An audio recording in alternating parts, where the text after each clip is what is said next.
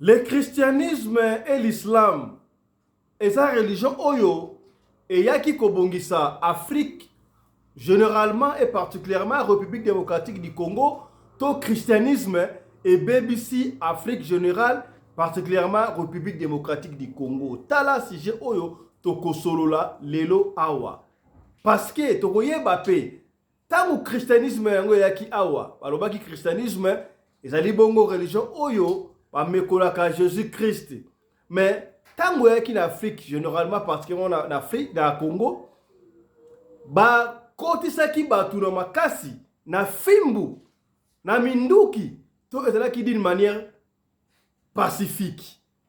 Na Chine tolandaki chinoise moko alobaki bango bakoki kolinga christianisme te mpo bayela bango christianisme na biloko ya kolia. Tango crise ezalaki na Chine, ezalaki soki olingi okoma chrétien babandi kopesa biloko ya kolia. Alors comment voulez-vous que balinga bongo christianisme? Islam tango yaki ezalaki fimbu. Soki oboyi kokoma musulman, il faut abeta yo fimbu. Et pesi mutu koswa. Alors, soki pa musulman balobaka christianisme ezali religieux ya nzambe te.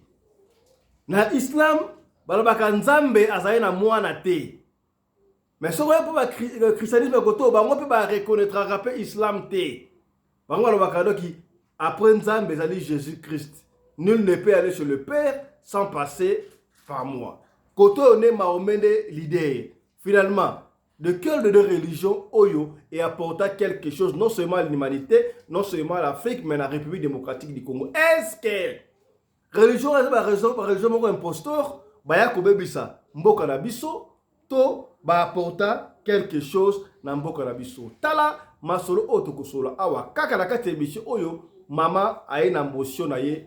Maman moko songolo aye na motion na parlement. Yango tokosola ngo ba député quelque temps après débat na biso. Maman osala na ligne awa tokosola makamla yo ogoka ba réponse ba conseil oyo ba papa ya bwania, ba mama ya bwania bazali awa ba kopesa yo. Voilà. Mbote bandeko balandi ya radio de télévision bisika nyos to bozwami. Merci na confiance peu fidélité. Bozali kopesa émission Oyo, Parlement Choc. Vous voyez qu'on a yango partout. Papa Fiston, Parlement Choc, ils ko sunga biso, ils ko aider biso dans le conseil. Raison pour laquelle, écoute, vous voyez qu'on paie ça, ma motion na bino, ma préoccupation na bino, pour la débattre yango awa. Ba papa oya boanya bazali awa. Ba maman oya boanya bazali awa. Bazali extraordinaire te. Tout bazali extraordinaire te. Zaïli sanga ya batu ya mayele basanga di lokola pe bino batu ya mayele bo pese biso parce que tout le monde ne peut pas se retrouver dans le parlement. Il y a un groupe de gens au basanganaka choc d'idées, jaillit la lumière, ba pesi lumière pona ozwa idée auto koloba awa zali évangile alléluia amen te ke zo yango te. To pesi idée ce que vous allez intéresser aux yango malamu. Ce que pesi piste malamu. Yango nde to ko évoluer awa. Nakei kopesa mbote na honorable o basana biso na studio awa namoni wana honorable évêque Alpha Paul Oskeme. Bonsoir honorable évêque. Bonsoir honorable président Fiston Pelende na pesi ba honorable Nyoso Mbote na ba téléspectateurs Nyoso o basepelaka na radio lokole yango wana ye na kati ndaku na yo e na kati mutuka na yo e na télévision na yo yambango nalobaka soko zali moto ya yamboto premier téléspectateur na kolanda émission na biso pona mbala liboso na vi na yo na radio na yo eloka liboso kene na notification na biso s'abonner au sali partage et puis au témoigne au sali commentaire ezanga honorable Alpha Mpolo évêque principal nazana Congo central numéro nanga contact ezali plus 243 89 140 68 24. Que Dieu vous bénisse. Merci beaucoup, honorable évêque principal. D'après Simbo Tepa, honorable Papa Johnny Mabiala, depuis Durban, en Afrique du Sud. Bonsoir, honorable.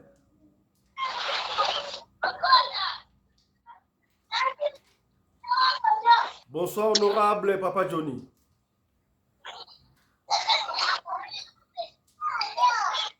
Papa, tu dois fouiller le micro. sori bandeko. Napesi no wambote bele bisika nyonso bozwami, napesi balandi ya radio lokole na monde entier bisika nyonso tozwami, napesi no wambote bele. Donc tout c'était dans la radio lokole pour à l'époque nous allons qui ko longola mo ba stress na biso na makambo ya ba vie de loin bango ba yela ki biso moi ko longola biso moi ba stress. Après tu ko koma na John Image aye ko longola biso ba stress na makambo ba band ba oto bando soma ba CD. Mais siko to komi en direct na biloko asika o yeli biso na bandako komona ngo radio lokole ezo longola biso ba stress l'air nyonso tozo makambo ya sika oyebi bamboka libanda tozaka bato ba stress même na Kinshasa ba yeba kango te mais tozo vivre na ba stress. Alors nzambe ya sala radio lokole ekola ekoma lisusu munene ba étape ebele fungwa madok ba émission ezala tellement ebele pona ko mettre biso encore na kati ya oto bengi vivacité. Donc na pesi bandeko nyonso bazolanda ngo bambote belé ba s'enregistrer ba kota na ba ligne ba kotisa nani oto bengaka inscrit ba s'inscrire na kati ya radio lokole Zambie akopambola bango na bingi koleka. Merci beaucoup bandeko. Merci beaucoup honorable Papa Johnny Mabiala na pesi mbote et pas ya honorable pasteur Alexis depuis Allemagne Bundes. Honorable bonsoir.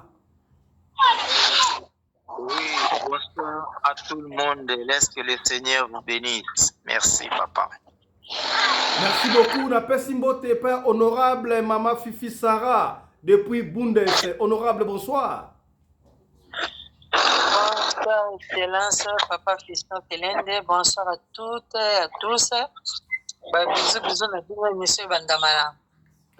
Merci beaucoup. Na Pessimbote. Et pas ya honorable Maman Fifi, oh non, honorable Maman Néné, Bopikiliki, honorable bonsoir, depuis Afrique du Sud, na Johannesburg. Bonsoir, honorable président Papa Fiston Pelende, bonsoir, honorable Papa Alexis, en Allemagne, bonsoir, honorable évêque Alpha. Bonsoir, honorable commandant Anderson. Bonsoir, honorable Papa Johnny. Bonsoir, honorable Yanga Motema, Maman Fifi Sarah.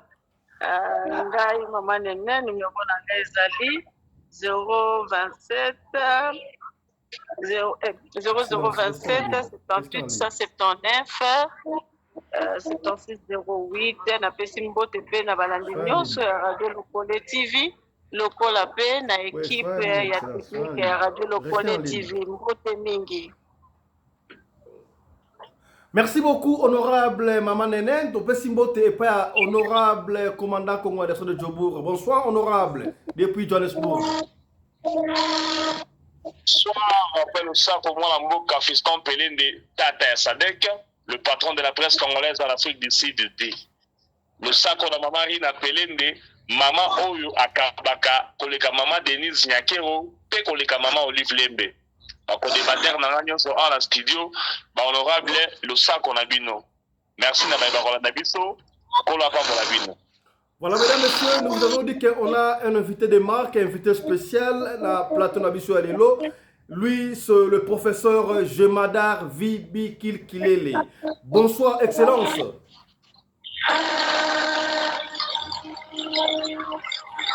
Bonsoir, Christophe. Bonsoir à tous les intervenants au studio qui sont ailleurs. Merci beaucoup. Et aux auditeurs également. Merci beaucoup, Excellence. Voilà. Bandeko balandi, nenge tolobaki lelo tokosolo la makambu ya ba religion. Religion au christianisme. En fait, il y a plusieurs religions, mais religion est dominante dans mukili ya biso batu mwindu Afrique, généralement particulièrement dans Congo, c'est-à-dire religion christianisme na islam. Est-ce que religion importée wana avant la religion wana qu'est-ce que la religion est apportée en Afrique en général, particulièrement dans biso République démocratique du Congo? Est-ce que etomboli mboka to ekiti simboka wala na lombango mbala moko na kokende kopesa maloba et pas ya professeur vi kilkilele ye akopesa biso exposé akoexpliquer biso est-ce que Bible oyo parce que christianisme est la Bible, islam est la Coran. Cela ça a apporté quelque chose à nous. Encore une fois de plus, bonsoir excellence professeur Jemadar Bill Kilele. Professeur Yebisa Bisso, qu'est-ce que religion, christianisme na islam est apporté en Afrique généralement et particulièrement la Congo démocratique? Est-ce que la Bible, la Bible est un livre saint? La Bible est un livre saint? Les saintes écritures, est-ce que la Bible est comme Maté Bisso et qu'on apporter quelque chose dans la vie de Bisso? Comment ça se passe? Parallélisme au sanisi au islam, na christianisme. À vous la parole, excellence, merci. Professeur. Merci fiston. Pour la Kobandela, il faut d'abord tout yebake. Babuku mi balewana, ezali babuku esantote. Ezali babuku oyo ekomama na bato. Allô? Oui, excellence, allez-y. Allô? Ezali babuku oyo ekomama na bato. Ezali babuku esantote. Ekomama na bato. Ezali liloba nzambe te parce que Nzambe adiktaka ba maloba wana na mutu moko te. Ezala Moïse, ezala Mahomet, ata mutu moko te oyo asolaka na Nzambe po alobake maloba wana ezali maloba ya Nzambe, ezali lokuta. Donc à part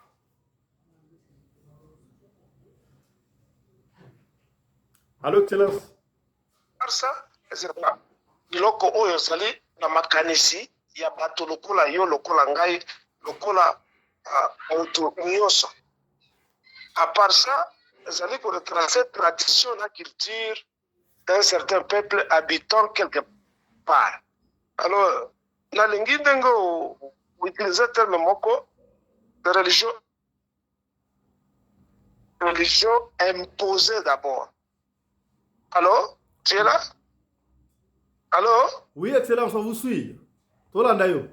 D'accord. Donc, ce sont des religions imposées d'abord avant qu'elles ne soient importées, mais surtout sponsorisées.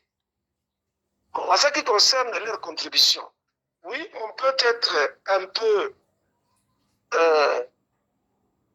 reconnaissant, surtout dans l'Église catholique. L'Église catholique, il y a la biso par école. Oyo etangisa akoko pe ba papa na biso ezo continuer kotangisa bato bana jusqu'à ce moment.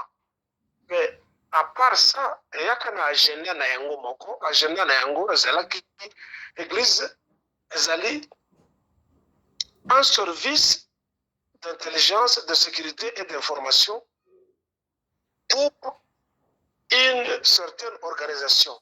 Et l'organisation, c'est par exemple le Vatican. L'organisation, c'est par exemple le côté, il y a l'islam, ils sont là pour récolter les informations. Et il y a bateau pour informer l'hiérarchie. Ainsi, par exemple, on dit que la technologie, la science et ce qu'ils appellent la civilisation, elles sont là partout. Makata bamboko bazali, et là, on écoute à l'ibozone de l'église. On écoute à l'église, na Kourouze. Au lieu qu'ils investissent dans des routes, dans des ponts, dans d'autres choses technologiques, on écoute à la fin fond, Yamboka, c'est d'abord l'église qui symbolise la colonisation, et la récolte des informations et la destruction des traditions et des cultures d'autres peuples. Bon, en ce qui concerne l'islam, il y a d'abord avant le christianisme. Il faut savoir que l'islam ou les musulmans ont pratiqué Goumou, donc esclavage, pendant 7 siècles dans l'impunité. Maminele Bayaka après. Bon, en disant cela, je ne veux pas dire que le christianisme a fait moins que les deux ont pratiqué l'esclavage, l'exploitation, la traite des êtres humains, plus particulièrement des Noirs, Et donc, on n'a pas besoin de religion chez nous, en Afrique et au Congo. On doit déloger ces deux doctrines-là et toute autre doctrine religieuse, on doit les déloger du sol africain, du continent africain, pour qu'on réembrasse la tradition, la mission. Donc, qu'on appelle cette tradition sorcellerie ou quoi, mais nous vivions avec ça, ça ne nous tuait pas avant. Par contre, la religion, et il y a la Bibitumba. Regarde ce qui se passe en Afrique de l'Ouest. Dans le Sahel, Boko Haram, un groupe islamiste, même pas un côté Kisangani, un côté Bukavu. C'est toujours les conflits sur les conflits. Et à l'époque, avant le Moyen-Âge, le christianisme a fait aussi ses victimes. En bref, les deux doctrines, la doctrine Yamabe, et Natinate, et comme on voit par exemple chez nous, les cardinaux, Yambongo, aussi c'est Wambongo, comme on l'appelle ce type-là. C'est un citoyen comme tout autre, c'est quelqu'un qui a sali Mbeba, il faut l'arrêter et le juger. Et au besoin, l'exécuter même. Parce que c'est ça. Oui, c'est ça. Il ne doit pas s'immiscer dans ce que lui appartient, bien que tu dis que l'Église fait la politique. Mais c'est un groupe d'hypocrites et ce sont des groupes mortifères qui sont là pour procurer la mort aux citoyens du pays. Il y a très très bien qu'il y a Zakane Congolais, certains Sud-Africains, un Centrafricain, à Mongo, nous connaissons, ce n'est pas caché, nous connaissons qu'il vivait chez le père de Jean-Pierre Mbemba. Excellence. En bref. Excellence. Est-ce que Jésus-Christ ou Jésus-Christ était mort pour nous? Est-ce que Jésus-Christ est un particulier? Est-ce que l'histoire de Jésus et Salaman va payer Moussoussou? Est-ce que Jésus, qui est Jésus? Jésus, c'est un personnage fictif. Jésus n'a jamais vécu. Lui et Mahomet n'ont jamais marché sur le sol de notre planète. Ce sont des personnages fictifs, comme ce que nous voyons dans tous les romans ou dans toutes les pièces théâtrales. Jésus n'a pas existé. Cela est faux parce que ce qui autant histoire naïe peut biblier malamu quand on dit que Jésus est né à Nazareth. Nantango Yesu Abutamaka, la ville de Nazareth n'existait pas encore. Alors comment est-ce que lui pouvait être précurseur d'une ville ou d'un village où il devait naître alors que le village n'existait pas encore à cette époque là-bas? C'est un mensonge. C'est un personnage d'un livre quelconque pour coloniser les gens et les rendre dociles. Et on n'a pas besoin de la vie de Jésus-Christ. Il n'est pas un modèle pour nous. Il n'est pas un modèle pour toute autre personne. Même chose avec l'islam. Mahomet. Mahomet, c'est un violeur de femmes. Il kidnappait les femmes. C'est un chef de gangs et de bandits qui expropriait les biens sur le chemin de caravanes. Et Moussana, Ezaleki Kozwa Basi, Ati Bango esclavage, Alari na Bango, Atiki Bango, Naba Moussousou Azeko Bouma Bango. Alors, à part ça, c'était un guerrier. Je dis qu'il n'a pas existé, ce sont des personnages de livres. Alors, supposons qu'ils ont vécu pour donner de Mahomet. Un type Azeko Bouma Bato, Azeko faire souffrir Basi. Comment ce type peut être vénéré comme étant l'homme parfait, l'homme exemplaire, le modèle de comportement, alors qu'il volait, il violait, il tuait, et puis il était raciste et discriminateur parce qu'il n'aimait pas les juifs. Quand tu lis la littérature arabe, que moi je lis, je venais de publier un livre de presque 700 pages. Il y a de cela 2 semaines. Axé sur l'islam seulement. Je m'en fous de tout ce qu'ils peuvent faire pour moi et de moi, mais c'est juste pour attribuer et rétribuer la connaissance aux aveugles et aux fanatiques qui croient que la religion on n'a pas besoin de ça. Ni de la science, ni de la technologie. On ne parlerait pas de Dubaï aujourd'hui, on ne parlerait pas de l'Arabie Saoudite aujourd'hui, parce que dans le passé, c'était seulement un désert. On appelait ça la péninsule arabique. Il y a des déserts partout. Il y a un Sahel et Sali. Alors, dès qu'on a découvert le pétrole dans le monde arabe, c'est qu'en exploitant le pétrole, les leaders arabes, avec leur dictature, ce sont des bons managers, ça il faut le reconnaître. Ce sont des bons administrateurs.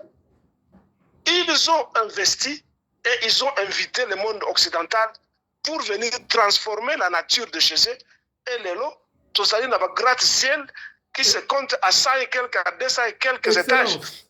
Tout ça, il y a une autoroute dans les sables. Tout ça, il y a un palmier, on va planter. Voilà. Excellence, vous avez écrit un livre. La Bible n'est pas un livre saint. La Bible n'est pas sainte. Pourquoi? J'ai écrit un livre, le divisé en 2 tomes. Il s'intitule « Vous ne lisez pas la Bible ». Il y a 400 pages, Moussou à peu près 500 pages, mais avec le même titre. Et le même titre comme je viens de le dire, mais c'est écrit livre 1, livre 2. De préférence, les gens peuvent dire tome 1, tome 2. Oui. Ce n'est pas un livre saint. Pour l'année. Bon, écoutez, je répète ce que j'étais en train de dire. C'est un livre inutile que nous devons brûler et jeter. Ça ne brûle pas. La mort d'un pasteur, c'est un microbe de moins, parce que ce sont des microbes sida comme le corona. Ils nous infectent et ils détruisent les familles. Voilà. Donc vous voulez dire que le pasteur a une importance dans la société parce qu'il va continuer la colonisation. Ce sont des agents locaux de la colonisation et des espions. Ils sont doublés de l'arnaque. Ce sont des arnaqueurs, donc des escrocs, des voleurs et des gens qui ne servent absolument à rien. Ce sont seulement des coucheurs de femmes, c'est tout. Comme les femmes ont des oreilles qui veulent qu'on leur raconte des histoires. Bien.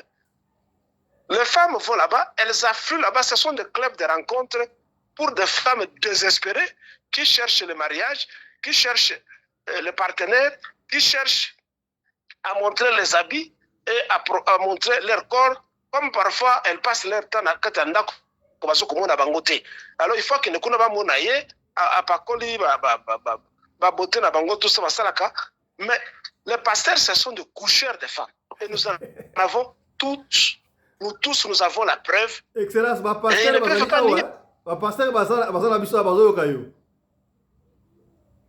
je m'en fous des pasteurs, je m'en fous de leurs livres, je m'en fous de leur ministère, je m'en fous de leurs habits, je m'en fous de leurs chaussures, je m'en fous de leurs cravates, parce que c'est une bande de voyous, des escrocs, des menteurs, des non-scientifiques, qui ne sont pas différents de Mahomet.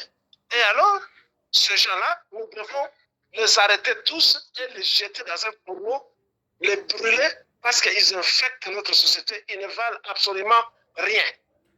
Pour eux, c'est l'argent et que leur pénis soit satisfait par de nombreux vagins de femmes. Au-delà de ça, ils ne contribuent absolument à rien.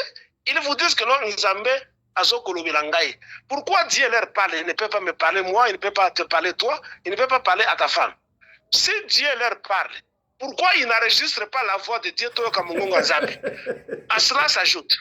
Oui, à cela s'ajoute. S'ils ont rencontré Jésus-Christ, mais nous sommes dans l'ère technologique, ils doivent prendre la photo de Jésus-Christ, la photo des anges, la photo de Dieu, ben l'acception que Nzambe, il est semblable à ceci. Ce sont des rêveurs, ce sont des menteurs, des voleurs, je le répète, et je ne mâche pas mes mots. Je m'en fous de tes pasteurs qui sont là. Tu leur dis que le professeur qui leur a dit qu'ils ne valent absolument rien. Ce sont des tailleurs de femmes. Ils ont multiplié des enfants bâtards à travers le monde et ils ont jeté des enfants innocents à la rue en leur accusant d'être des enfants sorciers. Il faut que le législateur inventent ou réécrivent de nouveaux codes de loi qui doivent s'occuper exclusivement des églises, des mosquées, afin qu'on puisse juger ces criminels-là. Ce sont des criminels. Merci. Merci. On va finir avec vous. Dernière question. Pasteur, cela veut dire que Dieu n'existe pas, on ne doit plus prier. Tout ça, qu'est-ce qu'on doit faire maintenant? Pasteur. Parce que fonctionnaire avec Zambé. Merci beaucoup. Je m'en fous de leur Dieu, je m'en fous de vos dieux et de votre Dieu. Dieu n'existe pas parce qu'il y a des preuves que Dieu n'existe pas. Une des preuves. Si Dieu existait, il n'allait pas y avoir d'injustice dans le monde. Nzambe wana bobengaka, il fallait azala neti papa neti mama na ndako, soki bana bazoko bunda, papa aoki kwanga miso te, aoki kufana na chambre te, akoya kobima, akogangela mwana mususu, yo tika doko yosa na ndeko na yo, yo tika bwe, to akobeta mbata, to akobeta ifembo. Ce Dieu-là qu'on dit que azalaka, mais il n'est jamais intervenu. Sinon, où est-ce qu'était Dieu et Jésus-Christ? L'air mindele, barabe, baeko kangabiso batumwindo, neti banyama, bamemiso akati biso maboko mamiso en Amérique, na bipai na mokili mbimba. Pourquoi Dieu n'a pas intervenu pour dire à ces esclavagistes que non, les noirs bazali batone tibino? Stoppez ça. Il n'est pas intervenu. Où était Dieu? Ou bien où est-ce qu'il est? Quand les puissances surarmées se mettent à détruire les nations les plus faibles ou le peuple le plus faible. Voyons l'exemple le plus récent et qui est courant, que Israël, qui se dit que Bazali peuple choisi, qui se mettent à tuer les Arabes à cause de Mabélé Nabango. Est-ce que Mabélé Arabe et Zani Mabélé Juif, c'est parce que l'Israël qui est dans la Bible, c'est un Israël romantisé. L'Israël biblique n'a jamais existé sur le terrain. Ce terrain là-bas, au début, appartenait aux Noirs. Parce que toute l'Arabie, c'était pour les Noirs, les Natouféens et les Canaanites. Les Arabes, les Israéliens ne sont arrivés que vers 1918, quelque chose comme ça. Et David Ben Gourion proclamera l'État d'Israël en 1948. Donc Israël n'a jamais existé là où il est pour le moment. Et ceux qui se font appeler les enfants, enfin les Juifs ou les Hébreux, ne sont pas des Hébreux, ce sont des Khazars qui proviennent de la Géorgie au sud de la Russie. Et quand leur empire est tombé, leur royaume est tombé, ils ont immigré en Europe jusqu'à aller s'installer surtout en Pologne, en Allemagne, en Angleterre et surtout en France, tout en contrôlant la finance mondiale. Donc, qu'on cesse de tromper les Congolais et les Africains, l'État d'Israël n'a jamais existé. C'est un État qui se trouve dans la Bible. C'est romantisé. Ce sont des mensonges purs et simples. Et nous allons continuer à combattre ce mensonge pour sauver les générations à venir. Parce que les agents locaux, les cardinaux, les bishops, les sœurs en Christ, tout finit à Bango. Donc, Excellence, vous voulez dire que chaque peuple a son Dieu? On finit par là. Tozala qui peut tozali naba esprit nabiso. Nzambe azalakate, Nzambe yaba Yuda azalakate, Nzambe yaba Arabe azalakate, Nzambe universel azalakate. Parce que chaque façon qui va ko sambe là, tous ces aliénés mentaux, balakisaka toujours maboko na bango likolo, Nzambe ya likolo, Nzambe ya likolo. Mais la science et la technologie moderne, ça fait plus de 60 ans, depuis 1957, je pense, que les fusées, pour explorer la planète. Mais ils arrivent là-bas, ils n'ont jamais rencontré Dieu. Où est-ce que Dieu reste? Parce qu'il y a des Soyuz qui vont là-bas. Il y a des fusées américaines, il y a des fusées Bakenekura. Ils n'ont jamais rencontré. On nous parle des extraterrestres. On ne nous parle pas de Dieu. Donc, Dieu n'existe pas. Tu vois ça? Dieu n'existe pas. S'il existait, il allait se faire voir et non pas garder le calme comme un vieillard qui ne voit plus et qui ne peut plus se déplacer. Il n'existe pas. C'est de la farce. Tu vois ça? C'est une doctrine qu'on utilise pour dociliser les gens, afin que les gens deviennent dociles comme des moutons. Raison pour laquelle Bazoko Benga Bato, nous sommes des brebis. Mais, mon petit, Mets-toi l'idée. Tu vas t'appeler brebis. Est-ce qu'il comprend la signification de brebis? Brebis est la question mouton. Mouton, c'est l'animal le plus sot, le plus faible, le plus idiot de presque tous les animaux. Alors, Yomoto Ozali n'a sens rationnel. Tu vas te dire que non, Nazali m'pate ensemble. Ça signifie que tu ne raisonnes pas. Tu es vraiment un mouton. Ainsi, merci beaucoup, le pasteur couche nos femmes, il le couche dans les toilettes, dans les églises, partout. Donc, Dieu n'existe pas et personne ne peut nous montrer parmi les religieux ce qui te dit. Il n'y a que la science qui s'est mise à chercher l'origine de l'homme à travers les recherches scientifiques et biologiques. Le reste, ce sont des arnaqueurs. Donc, le christianisme, maintenant, l'islam, il y a un détruit Mokilio. C'est ça, Excellence. Merci beaucoup, Excellence. C'est ça, c'est ça. Ce sont des armes à destruction massive, ces deux églises-là. Merci beaucoup, Excellence. Merci. Voilà, dans studio, qui ont exposé à professeur Jemada Bill Kilele, ils ont enseignement mobimba là, tout comme le cours dans auditoire, ma PCB sur cours. Donc pour le professeur Alobi, christianisme, na islam, ça ne sert à rien. Il faut que Kangabango, l'église de Sotoua, tout bois, Kango, il est allé plus loin. Abisso, ok, dans fin fois, ma village, comme la mosquée, Zaliwana, église, Zaliba, maison, il y a renseignement pour la baie Bakamakambuna. Et ça, Kabino, Makatoto, Banak, ah, je crois, ok, ça, tout le pas à Sango. Au Sango, ça, là, qui veut, Moutabomaka, John Kennedy, je crois, pour les États-Unis, Bakaraka, il faut Sango à Fundaka, ça, la Toubela. Et le pasteur, comme c'est un mot cure-dame. Voilà, et professeur Alobi, pasteur baza inutile, et donc on ne peut pas compter sur lui. Tout song là, on a vu sur le ressemble à très bien. Voilà, tout fungoli sikabo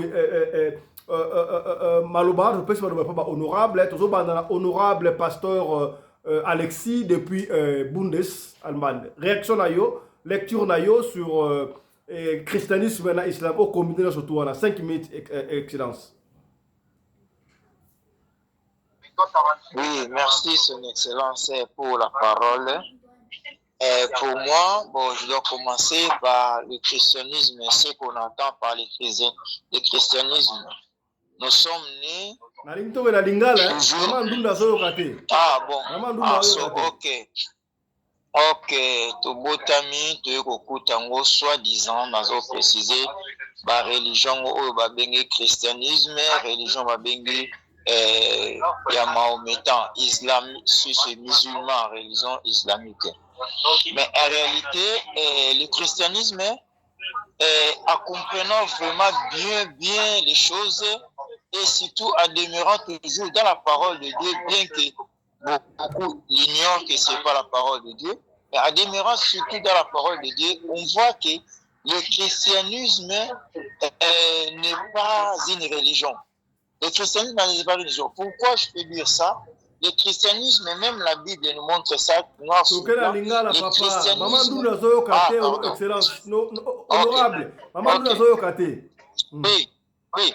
Christianisme, ezali mode de vie. Ezali lolenge ya kubikela. Yango nde christianisme.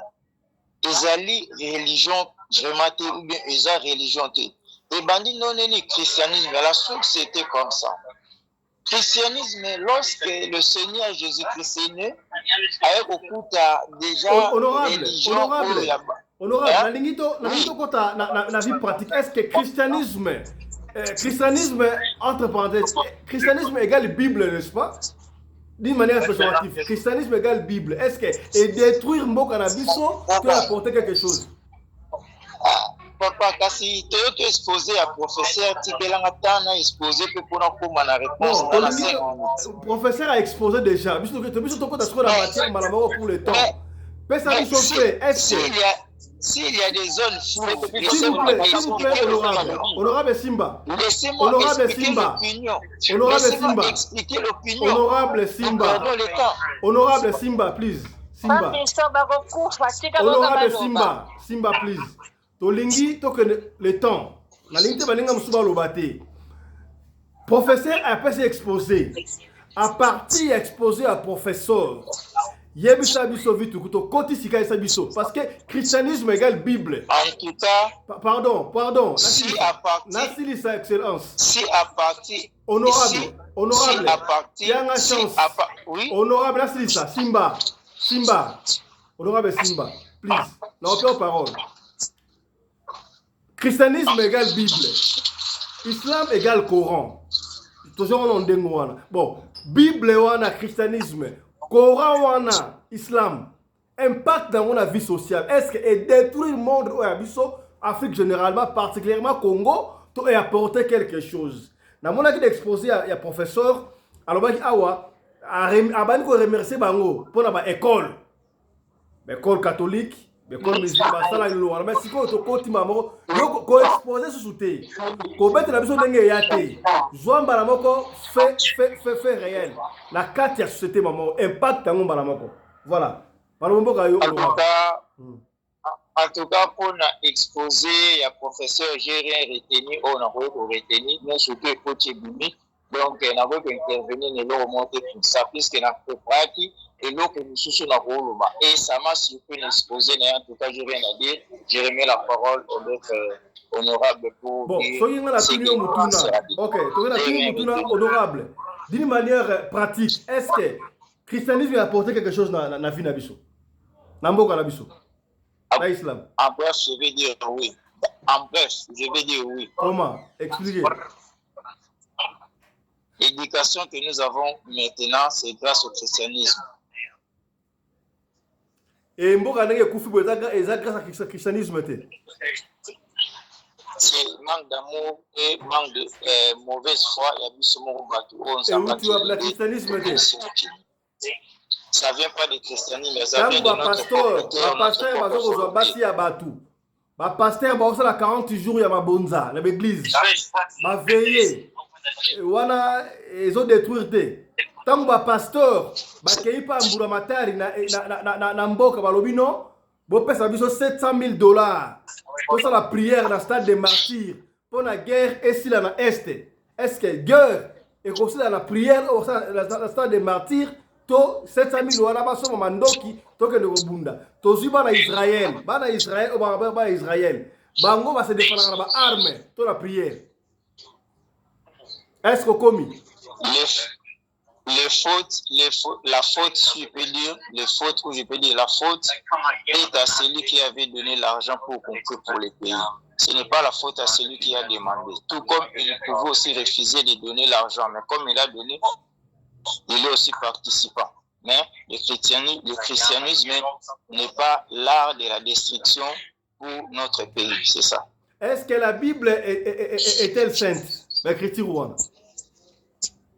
La Bible n'est pas sainte, mais la parole de Dieu est sainte. Est-ce que vous avez vu combien de contradictions dans la Bible? Contradiction pour les ignorants qui ne veulent pas apprendre, mais la parole de Dieu ne peut pas se contredire. Cette parole-là, Obi Nzambe wana, nana komaki yango. La parole de Dieu a été écrite par les hommes, poussée par le Saint-Esprit. Dieu parle d'une façon à une autre. Il peut parler par les songes, par les visions et il peut parler aussi par la voix audible. Merci beaucoup, honorable. Honorable, question-réponse. Merci beaucoup, honorable. On va revenir. S'il vous plaît. Puisque j'ai préparé très bonne exposition sur le christianisme pour éclairer les gens, qu'est-ce que le christianisme? Ce n'est pas une religion, mais c'est un mode de vie qu'on va vivre. Maintenant, il y a des infiltrés qui ont entré et honorable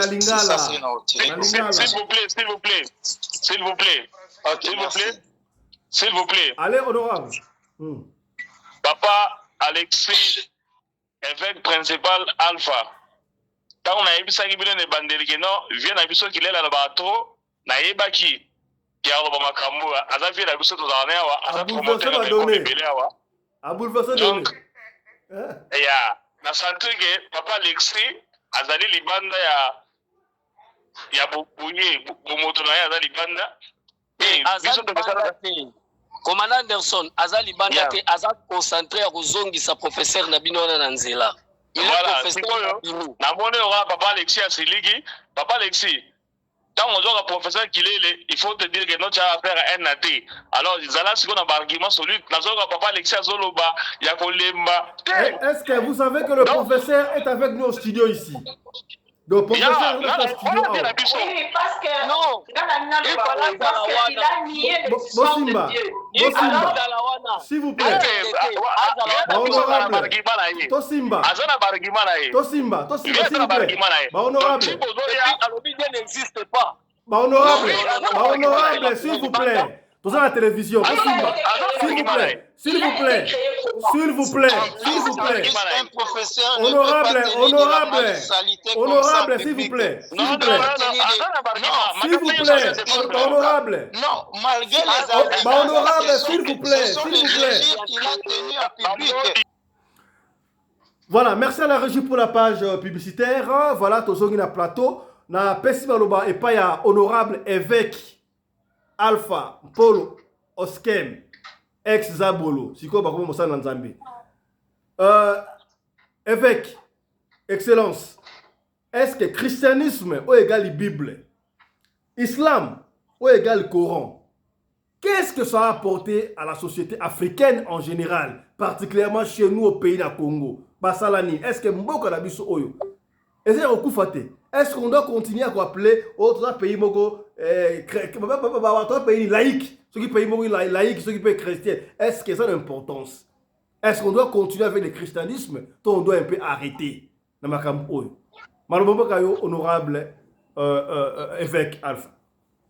Honorable président, je signale que professeur Azana dans le studio Awa. C'est une question à lire au Béki. Napesi bana mokili mobimba mbote boyebi mokili ndenge bebi ba scientifique bakome belé bato bakoloba na ndenge na bango eloko na bito limbisa tout d'abord notre papa professeur abandi kofinga abandi koloba eza ndenge na ye soki lelo pe mokili bebi eza cause ba professeur ko bazoye ba ko enseigner bana bien te bazoye baka koloba neti ba makambo batanga baye ba ko salela ngote okoko finga mosa bibelobi okoki ko finga mosali na Nzambe te azomema tout d'abord malédiction na kati ya famille na ye azoko toucher ba ouais ezalaka bien te omoni lelo tokoki biso na mokili oyo tokolobela mutu lokola ta église catholique à Pamba tokolobela tolongola po ba réveil nyonso ebimi na kati église. Nous avons seulement que deux églises universelles dans le monde, c'est l'église catholique na église musulmane. Ce qui a professeur a contredit, nous avons que deux églises universelles dans le monde, c'est l'église catholique et l'église musulmane. À part, nous avons des pouvoirs de nos ancêtres. Radio Moïse Lobako. Allez-y. Donc nous avons seulement que deux églises universelles. Papa, makambo église catholique et sala na kati ya monde, même professeur soit le même il y a tant d'église, tant d'école catholique. Il y a probablement le soi-disant professeur à tant d'église catholique. Alors à quoi minimiser le koanate? Église catholique et sala makambo belé na kati ya société na biso africain. Ba hôpitaux, ba école. Ceux qui le loba na baza bien éduqués. Là mais alors moi il faut amoni ah ouais ça obeba. Eza grâce. Eza grâce ya église catholique. Ndenge papa lobi papa Alexia lobi chrétien christianisme eza appellation eza peuple nde bengaki ba apôtre. Tango ba monaki comment bazo vanda ba lobi vous bino penza bozo vanda lokola Christ. Le mot Jésus-Christ nde bimisi ba mot chrétien. Ozomona na ebite soki professeur atanga ka ba notes ngo bientôt ba mikando ba otanga ya mikili ya pamba ya ozomema bango na ba science belé ndezo bouleverser mitu na bango. Ozomona donc christianisme eza religion te, eza religion te, eza mot appellation o bato ba monaki ba bengi lolenge ya bato moko bazalaki kotambola. Et puis, Nakamwe, professeur Alobi, Dieu n'existe pas. Maintenant, si Dieu n'existe pas, c'est que Satan existe. Ozomonate, azo sa la confusion moko, azo détruit peuple en Zambie. Azo détruit même bana ye moko aboti. que Dieu n'existe pas. Maintenant, qui existe? Si Dieu n'existe Honorable. pas, Honorable. Honorable. Oui. Professeur Alobi, Dieu n'existe pas. Alors, yo, ça fonctionnaire à Vienzambi. Prouve-nous que Dieu existe. Fais ça, son argument. Mais lui-même a été créé par qui? Azaki créé par Igno et maman na bango papa na bango. C'est Dieu qui crée. Papa crée yango professeur aebisi boye. Papa na maman bakutani na rapport sexuel moi na botami. Zela papa. Et ça phénomène moko omoni papa fiso futo to batela peuple nzambe to kotsaka ba maloba mususu te ekota na mito omoni bato bayoka biso bayokaka et ko détruire batu moko un jour to na posa batu bazala mpe ba comprendre qui est la force de Dieu. Dieu existe. L'existence nanu ya mutu zo la kisabunzambe. Pe alobi créa l'homme à notre image. Donc tant nzamba sali mutu, l'image de ce docteur là, soi-disant docteur, c'est l'image de Dieu. Bon, nalingi dans mon voilà entrée ya professeur na studio échanger ba données. Na changer façon ya retourner ba question. Bon, na zuka na emprunter ka maloba ya suka o ya professeur bi bino ba pasteur boza ba coureur de jupon. Vous autres détruisez ma famille à Batou, vous autres tiens passer votre troisième, vous autres recevez un bon. Alors, contredire un mot. Honorable président, honorable président. Oui, évêque. Honorable président. Évêque. Hier, ce cas Azuba pasteur, moi j'ai dit, papa le Kazaki professeur na ISP qui quitté, na grand frère Zaki docteur na ipe na utokufa. Papa li pa utokufa. Na ebi comment bango bazala courir. Bango baza ba derrière ba jipote. Courir ba jipon. Ka bango na passer. Non, c'est là papa. Bible lobi bien. L'esprit est bien disposé, le corps est faible, mais l'esprit est bien disposé. Papa, moni li kamwanzoto bako jijila wote. Donc, pasteur, ok, na basa batu, boko iba bambongo batabonza, toko jije binote. Papa. Toko jije binote. Wane zali zela papa. Omoni nzoto ya mutu. Toko tozo tia lelo ba pasteur en général. En général, oui. Ba professeur en général. N'est-ce pas? Or, mutu balobi esika salité ezali malamu pezali. Pas tout le pasteur, pas tous les pasteurs. Donc, et là, on a tout dit, bon, fou, ezana batu, netinga lelo évêque Alpha, nazana courir de jipote, est-ce qu'on a dit mama kamne ndenge. Tozu ka ya évêque Alpha, tozu un cas général. Les gens savent que makambo ba pasteur basala. Papa, quand tant tozo lobela général, le quoi tozo lobela général, nga état que un évêque, nakangi mutu na mabete na ondima ngote. Est-ce que yo évité ba pasteur bazora basa batu? Papa, naza na preuve ya mutute nandi mango ponani. Omona mamouane tatouani te. Ah? Mamouane tatouani, omona te. Mamouane tatouani. Ota la vidéo te. Président. Oui. Président honorable. Oui. Oza suka. Anderson na zoze nga na pointe. Toso la pembe. Mais non. Toso la pembe. Toza très pembe. Toza très pembe. Donc tolo babu papa. Omoli kamba ko jijaka batu oyo vaccin ezebele. Ngala ko jije mutu moko te oya kwei. Oke mutu so akwei futo telemisa za kwa commandant Anderson so akwei ngafuna mba una telemisa e. Na ko tika akwei ate. Donc c'est autorisé bino ba pasteur bokozo abasia batu. Boko iba bambo wa bonza akwei ato telemisa bino. On n'a jamais autorisé honorable président. Tu autoriser acte obino bo sala wana. Acte obino bo sala. Bokena pa mbura matari mbongo na biso ba contribuer ba congolais. Bosenga va pesa bino $700. Boton sa stade de martyrs. Stade de martyrs pour la bossa mais la guerre est sur l'est. Nous sommes le christianisme. Est-ce que guerre est aussi là na prière na stade de martyrs to na kosomba bandoki. Bana Israël o basa ba kolon nzambe to benga bango wana. Bango ba se défendaka na ba arme nucléaire no surtout. Baso beta biso pa Rwanda kotoyo biso to sambe l'église. Est-ce que christianisme a posé quelque chose? Apocalypse chapitre 12 verset 12 malheur à la terre et l'habitant qui habitait dans la terre. Omoni mutu no sanza na mabele toko jije ka mabe po mutani magana mabele aweza démon. Omoni mabele e mokila satan. Omoni makambo esala magana mabele to jije ona makambo nzambe te makambo ya satan. Po mabele oyo eza mabele ya satan. Ezalaka monde calvaire. Papa, pour longa mabele, faut à la peine makasi ya kolonga mabele.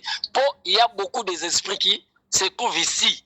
Et ça n'a pas esprit de konzaka mabele. Honorable évêque. Honorable évêque. Honorable évêque. Simba, honorable évêque. Na ke sko na coup direct. Bande ko balandi bo limbi sabsolo zali pembe ya to solo là. Moi lelo parlement choc changer forme. Donc lelo ça ba coup tout est permis mais ko finga ne kakate. Évêque, yeb ça na su limité wana.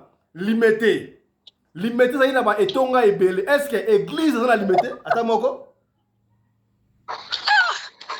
Papa. Na première église ezali. Na première église ezali. Yozo lukaka ba problème. Na septième église ezali. Commandant de Djobour. Na septième église ezali. Na 17e église ezali. Ezali. Église ezali. Église ezali. Ezali. Mais yo oyesa biso awa na limité wana ata église moko tezali. C'est pourquoi na zong ça na débat siko est-ce que christianisme et bomi mboka na biso oyo to etomboli mboka. Je parle de christianisme pas seulement christianisme na islam. Na ngito tika siko wana. E bomi mboka te. Bo tozana be école islamique, tozana be école catholique. E bomi te. École ngo so siko mboka so mona assisi licence après ça nganda ko bapara. Musale zali. Est-ce que on a tout né? C'est là papa. Likambu ya mboka etali église. Oh mais église n'a détruit mboka te. Na nini? Par rapport à nini? Mais na biso bino $700 boke $700,000 boke na stade no sambela. Kaka $700 ngonde bokangi lelo po bo bakango. Bino siko bozi basi ya batu. Bokangi basi batu kaka likambu basi. Ndebo lobi bobomi mboka. Papa to bimisa. Eza mbongo na mwasa mboka. Tobimisa église na makambo ya mboka. Tobimisa église na makambo ya mboka. Bana ebele baza ba shege. O bakomba kuluna za pona na église. Bozo kosela bana bandoko. Papa, makambo église. Papa, makambo église sali oyebi biso ba alpha to bongoli motema pona église. Oui, président. Oui. Biso to bongoli motema pona église. Sans église biso ba alpha to koza la beauté ndi to sala mabe na mukili oyo. Papa, faut respecter l'église. Okay. Faut respecter les hommes de Dieu. Pas des professeurs. Un professeur basé le côté. Non, Simba. C'est pas des professeurs qui tuent ce pays. Non, Simba. Et ça, des professeurs ne bazo boma mboko. Batamayeli. Honorable Simba. Est-ce qu'on doit respecter l'église ou on doit respecter les hommes de Dieu? Les hommes de Dieu, eux, ils vont déshonorer l'église. Papa. On doit respecter l'église ou les hommes de Dieu. Ne comparez pas les hommes de Dieu avec le professeur. Ma professeur, ça va mendianter. Ma professeur, ça va travailleur. Ma homme de Dieu, ça va mendiant. Ça va mendiant. Excusez-moi le terme. Je vais éviter d'employer qui mouibi. Parce que homme de Dieu, ils peuvent. Je préfère encore Kuluna, Yazana Mundu qui voit la main armée.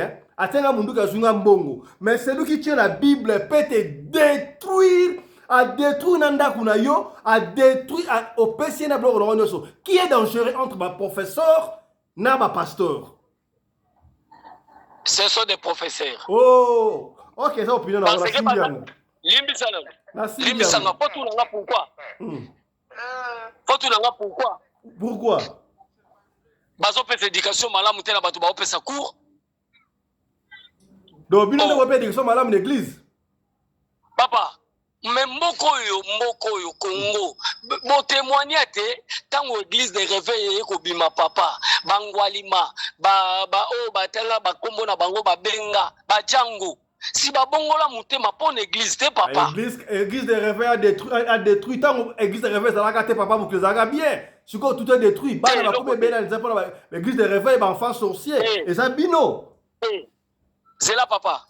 omoni beglise ya molimo ekanga bato kindoki ebe bino bokosaka makambo oyo boyebaka te beglise ya molimo beglise na biso de noir ekanga bandoki ya kosakana te bozala teste makambo eza na se bolobaka makambo eza na se nga navandaka na bango nayebisaki oke nateyaka kuna nga nateyaka kuna na kotindi yo bafoto nga na kotindi yo bafoto. Merci beaucoup évêque. Honorable évêque, merci beaucoup. Zala biso na ligne parce que toza su awa. Topesi maloba epai ya honorable frère Johnny Mabiala, pour ne pas dire pasteur Johnny Mabiala. Maloba mboka yo lecture na yo sur christianisme égale Bible, na islam égale Coran. Impact dans la société.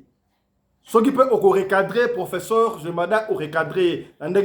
Tous les coups sont permis. Argument normal. N'injuriez pas. Quand vous allez monter, maîtrisez-vous. On parle. Et ça, débat télévisé. Honorable Johnny Mabiala. Hey guys, I don't like noise now. If you make noise, I'll put you away. Bandeko, mbote mingi na bino nyonso, mapesi pe mbote na professeur. Et le professeur na lingina banana na yo parce que na yo ki malwa na yo awa ezali ona na monoko na biso balwa mpia donc eza songe makasi.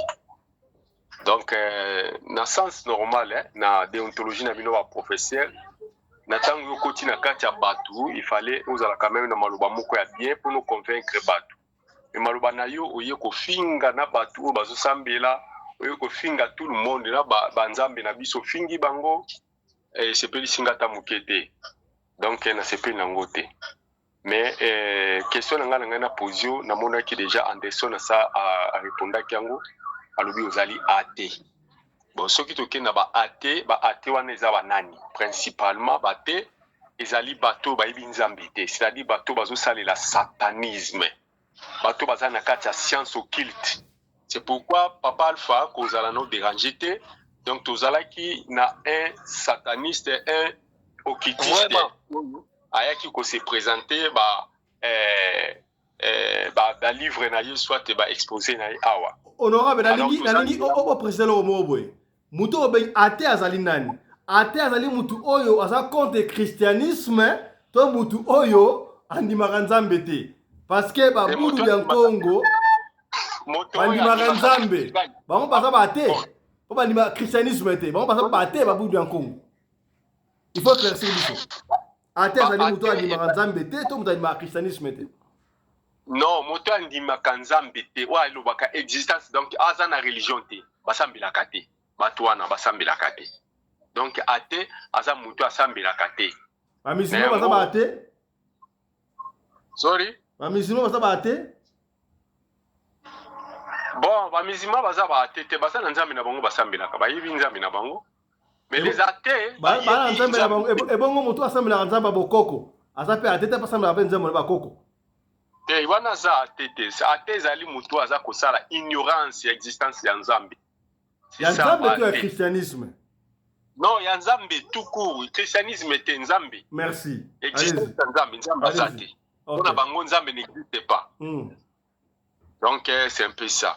Alors avec beaucoup de respect, Neto qui azali professeur, il fallait asala makabu oyo ezo correspondre na kombo yazo ko mema. Parce que c'est toute la première fois na yokai. Alors nazala ki dossier ko yoka muto zuluba. Ceux qui n'aiment pas écouter que Moutalo Lengua ayaki na groupe n'angana sina kota telelo. Mais comme sina kota ki, tous les kiango kaka. Bon, Bible, topé religion otobengi ndenge bino moko bobengaka christianisme. Christianisme est religion te. Naza sire ndeko na biso asa expliquer kiango bien. Religion, christianisme n'existe pas. La religion ezali. Lokola ba hindouisme, bouddhisme. Le coup là aussi auto bengi bon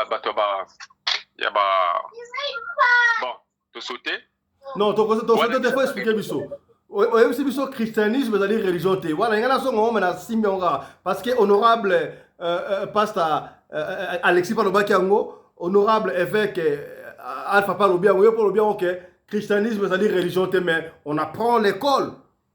Christianisme, par exemple, religion, christianisme, c'est tout le temps en école.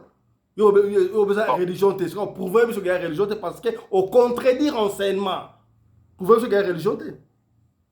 Yes, ce qui n'a contredit parce que science est venue sauter. Parce que quand on est en classe, on croyait aussi que les sciences, c'est le classe, c'est le mais tant que tu as la Bible, tu comprends que le christianisme, ce n'est pas une religion. Ils ont qui appellation, il y a bâtiment quand tout le monde le croit, tu bengi bakinois. Et où il faut les bakinois. Moi, quand tu as un pays étranger, tu as un propre dollar, tu as bien.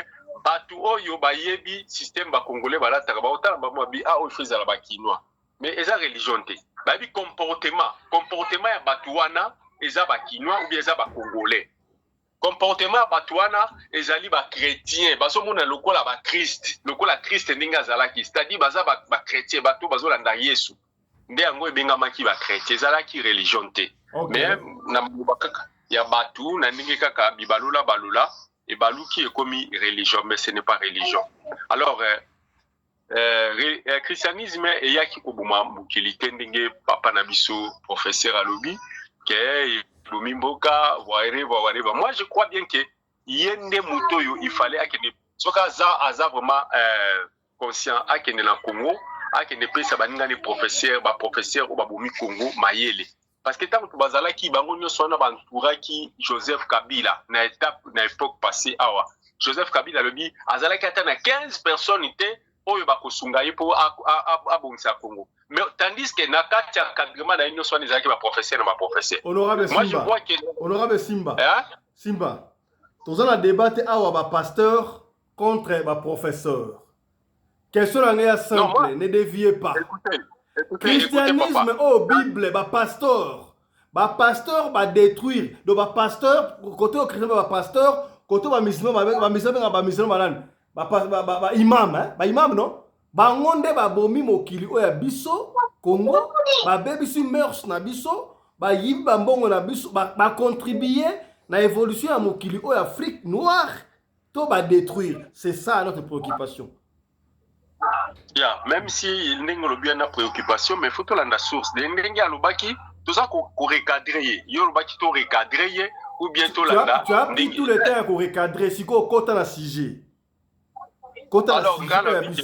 Na tout ce qu'on mutuna. Est-ce que pour na yo, ba pasteur, na lo bangonde ngwa, ba pasteur, ba bongisi mboka na biso Congo to Afrique, to ba BBC. Ceux qui ba BBC au pesi ba argument. Ceux qui ba bongisi au pesi argument. Ba pasteur sur tous les plans, côté ba imam, côté ba pasteur, na ba sango ba ngoni ba pasteur. Andengo. Bon, ngai na ko contribuer mo muke. Si ceux qui te lobi pasteur, ezali muto azali appeler de Dieu. Donc aza muto pour la mystère te ya ko kendizo basi abatu, ya ko senga ba mbongo ainsi de suite. Mais ba otozo mona la majorité ezali bato ba yeko infiltrer. C'est-à-dire que tous dans l'armée congolaise, tout le monde a FARDC. Mais quand il y a aussi des militaires qui ne sont pas d'origine à Congo ou bazo bungisa Congo na kati ya Congo. Mais bango ne sont pas FARDC. Ceux qui sont à Est Kulo Kokuta, baza kosala même massacre ainsi de suite mais balati bilamba ya FARDC. Et ça dingue mokona religion ou bien bobengi christianisme, ba chrétien to ba pasteur. Il y a des pasteurs infiltrés. Nakati ya ba vrai pasteur. Donc il ne faut pas qu'on s'inquiète tout le monde pour le bakino voilà bazali bango nyoso lolenge moko. Lolenge bango ba professeur na Congo ba o ba bomi moka na bazape belé par rapport ba pasteur ni na infiltré. To so la pembe net pasteur ni. Hein? Net pasteur ya infiltré. Pardon? Net pasteur na infiltré et pas basal na nzambe. Alors bango chaque fois. Pasteur, il y a solo bazali. Mais oya ma belle bazali 95%, 5% bazali ya solo bazali. Si on va infiltrer, ba pasteur va infiltrer les bananes. Bon, on a coupé ce cas exemple moko. Ba pasteur o bazosala ba faux miracle. Ah na moko to monaki moto akufite olalisi okopirene opesi mbongo pour osala ba business, ce qui ba business. Voilà pasteur nini wana. Kasi yo yebi makambo likana na Afrique du Sud. Alpha Lukao. Yeah. OK. So ba ngala ba lo steleo. Si tu es là, là, c'est un faux pasteur, un vrai pasteur. Ok. Ok. Tozongi lisu na Congo, tozwi lisu ba pasteur mususu abandaki pauvre azotambola na makolo. Tanga kombo na ye. Tanga kombo na ye. Oyo akoma supporter akoma soki président ya l'équipe abale. Comment on évite? Comment on évite? Avec Mukuna. Bon, c'est là qu'on a la Kayombo. Mukuna, à faute à la vraie. Ngai na koyebisa bino te bandeko. Le vrai pasteur azali muto azana compassion. Azana compassion. Ya kolokela bana na Nzambe mawa ndenge tozomona na Afrique. Honorable. Tozomona na Afrique. Allô? Siko bozo ba vérité bozo bomba mama to be ngwana. Nga esinga ba pasteur ba infiltrer ba sa ebele o ba bisa musala ya Nzambe. Ngai na lotangelo ba kombo ozo kimanga ba likamute chite. Ah. Donc, na Afrique ici, tous les pasteurs, au bazar na bambongo, bazumbongo, babandaki na côté, bakoma nango kosalela bana na Nzambe, kosunga libota ya bana na Nzambe, kosunga ba o bazar ba adjoint na bango, kosunga mabota la bango. Mais na Congo tozomona yo pasteur titulaire ozotambola na mituka minene, mais oaza simanao atambola na makolo zoka ba transport. Wana za pasteur alolenge kani. Donc ba infiltrer ne bango wana, bato ba yebite eloko nino Nzamba bengela ki bango. Vina biso na sela mukila weza pona baninga mosusu tozali pona donc nous sommes là pour les autres personnes, on travaille pour le bénéfice des autres personnes, tout ça les la bande ko mosusu tout ça les baninga mais ceux qui ont commis otobengi un grand aux umbongo comme nango lokola grebi ça ozana moto na Nzambe yibaka Nzambe c'est honorable papa Johnny. Est-ce que christianisme, si vous voulez, Bible, to ba pasteur. Quand je dis ba pasteur, na sangi na ba imam, na ba sango, ba ngono sto ba pasteur, ba auto benga ba fonctionnaire à vien Zambé. Ba détruire mokilo ya biso, to ba bongisi. Simple question. Simple question. Na ba vrai pasteur ba bongisi mokili, ba faux pasteur nde ba bebisi mokili. Ba faux pasteur ango ba nani, ba vrai pasteur ango ba nani. Na peut-être déjà par exemple belé o nazolo ba déjà que les pasteurs o soko yebaka pasteur o azali infiltré ba signe nazola kisonde yango komona yezo tambola na mutuka ya bien mais o azana simane adjoint na ye azotambola na transport okomona na yemo ko aza bien bana ni baza soki ba wapi mais ba ndimi na ye baza na ba pauvre wana wana Afrique du Sud wana atambola na mutuka ya bien adjoint na ye pa na mutuka bien adjoint pe mutuka ya bien. Exact. Bandimi kuta zo somela bandimi mituka. Asalama kiono. Ezande wana te. Honorable Simba tosite na yo. Honorable Simba oya. Tonto tosite na papa Mabiala. Honorable Mabiala chite. Yango na lobi donc ba vrai pasteur o tozomona na mokili ezali bato baza na compassion na bana na Nzambe. Ozote ya yoba na Nzambe obandi pauvre bana ona ka ba papa mboli okomi na misolo zongira pe bango sunga pe bango mais soki yo komi kaka yo na yo ba voyage ba nini ba sap komo la tsa ba griffe okomo somba mituka ya bien baninga nyuso wana sima ba pauvre ozala moko ya signe ba démon donc oza sataniste donc c'est un peu ça ba wana ndi bato ba bomi mukili. Merci beaucoup honorable papa Johnny Mabiala. Topesi maloba et pas honorable commandant Anderson de Djobu. Lecture na yo. Si vous recadrez, vous recadrez. Mais tout tika na sujet. Est-ce que christianisme na islam, christianisme égale Bible, Bible égale ba pasteur, islam égale Coran, Coran égale ba imam. Est-ce que ba pasteur va détruire mokili? To ba BBC, particulièrement l'Afrique noire, généralement Afrique noire, pardon, particulièrement dans le Congo. Honorable Anderson.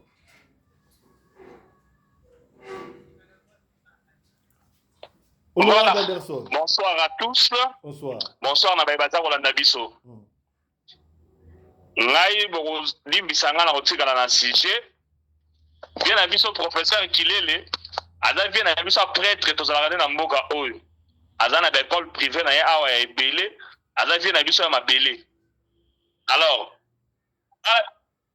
exposé à prof na yebi yango déjà yango mona na yese de bande prof lo ba to parce que après ko lo ba ga opete ba ngodi na ba pasteur parce que Moutoulanga évêque Alpha, peut-être qu'il y a asséché émission. Le roi Alexia Kimi. Le roi Alexia Kimi. Voilà. Ah, ça va y monter, attends, je le comprends. Aïe, n'a pas fait qu'il est là, il vient à parler. Et puis, il vient à dire que pauvre moko boy, la mouille a tongo moko boy, que non, azan le content de lui, on n'a pas ça, t'étais vient à la prêtre, azan a bakashi à ebele. Et puis, avant de cette idéologie, il y a quel si ebele, donc azan professeur ya solo. Bon, na encore à la terrain à la tête parce que vient à ebile, ma carrosse na bien à la tête parce que vient de maranzam bêté. Alors, habillé, différence des années. Nous sommes allés à Nzamba Zanarate, Azan argument. Mais prof n'a Azan argument. Il y a un essai que non, ma gamunion soit le bail à faire un argument. Peut-être que Bolanda est bien té. Dans le terrain, on a été. Nazongi na passe à Alexis Néordel, passe à Alpha, évêque principal, a développé la sens sur la sujet. Bandeko, apport, il y a christianisme dans le cannabis. Christianisme, ndenge mokili bandela na Congo, toujours rien dans l'église catholique. Na tikali on appelle ensemble là, na niveau catholique. Sorry, ba catholique oyo baya, batongela biso ba école, batongela biso ba hôpitaux. Biloko malamu basala na mboka na biso. Mais likolo na yango ba ngiba biso bikeko na biso. Bakende nango batia yango na bamise kuna na Belgique pendant beaucoup d'années bakotsa mbongo na bikeko wana biso moko bakolo bikeko bénéficier na yango te likolo ya koyiba biso bikeko na biso abomeli biso bukoko na biso ayebisi biso non bukoko ezali masumu tozo basinga na biso luketo tokata topwaka tozo bukoko na biso tozo kosambela topwaka yango mpona bato ya l'église catholique oyo personne ne peut me contredire. Surtout dans la Afrique du Sud, on remonte à Indien à musulman. Soit les hindous, on remonte soit à signe rouge, soit il y a pas si bâtard à symbole rouge, na illumina bango. Si d'Afrique t'as pasteur. Soit nous pourquoi on a bango balata à signe luketo, alors là t'as signe luketo. Ma petite chérie à Mbokao. Avant grand prêtre Meraya to binga ma pe na basi à Mbokao. On remonte à ça signe luketo. À quatre types formes, à ça signe luketo na à ça que la ngosolité. Mais biso ba oyo to kota na christianisme na ki bato catholique o makambo ba memela biso to boaka bukoko na biso na ba kombo na biso ya authenticité to boaka yango to koma fier ya ko sala ba commandant Anderson ko sala ba fiston ko pelende ko sala ba alpha polo oskem ko sala ba Johnny mabia non bukoko na biso na buka kombo na biso bukoko to boya yango. Dieu merci na bassin africain ba ele mokie mais ba maintenant toujours ba kombo bukoko na bango.